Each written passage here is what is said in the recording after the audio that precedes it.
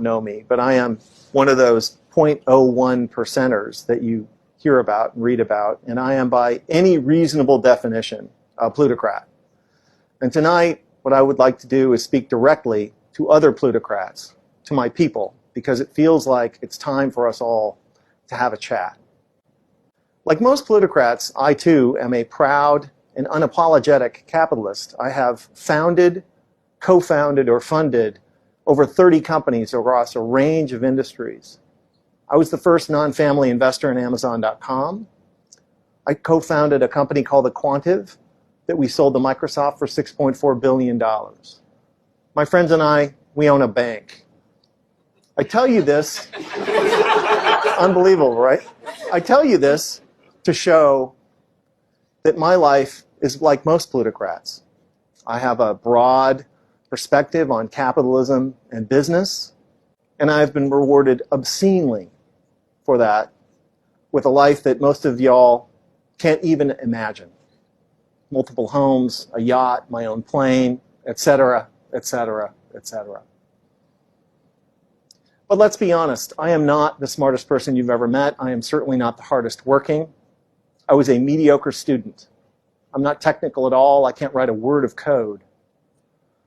Truly, my success is the consequence of spectacular luck, of birth, of circumstance, and of timing. But I am actually pretty good at a couple of things. One, I have an unusually high tolerance for risk. And the other is, I have a good sense, a good intuition about what will happen in the future. And I think that that intuition about the future is the essence of good entrepreneurship. So what do I see in our future today, you ask? I see pitchforks, as in angry mobs with pitchforks. Because people like us plutocrats, because while people like us plutocrats are living beyond the dreams of avarice, the other 99% of our fellow citizens are falling farther and farther behind. In 1980, the top 1% of Americans shared about 8% of national wealth, while the bottom 50% of Americans shared 18%. 30 years later, today, the top 1% shares over 20% of national wealth, while the bottom 50% of Americans share 12 or 13. If the trend continues, the top 1% will share over 30% of national wealth in another 30 years, while the bottom 50% of Americans will share just 6. You see, the problem isn't that we have some inequality.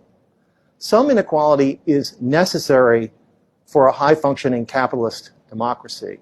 The problem is that inequality is at historic highs today, and it's getting worse every day.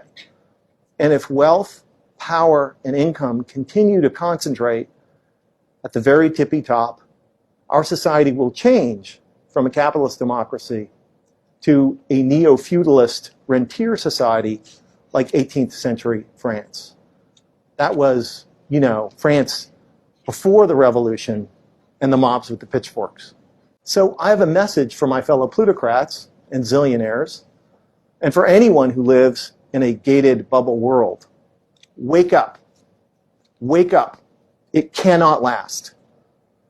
Because if we do not do something to fix the glaring economic inequities in our society, the pitchforks will come for us. For no free and open society can long sustain this kind of rising economic inequality. It has never happened. There are no examples. You show me a highly unequal society and I will show you a police state or an uprising.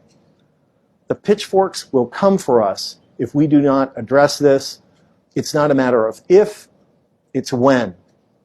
And it will be terrible when they come for everyone, but particularly for people like us plutocrats. I know I must sound like some liberal do-gooder. I'm not. I'm not making a moral argument that economic inequality is wrong. What I'm arguing is that rising economic inequality is stupid and ultimately self-defeating.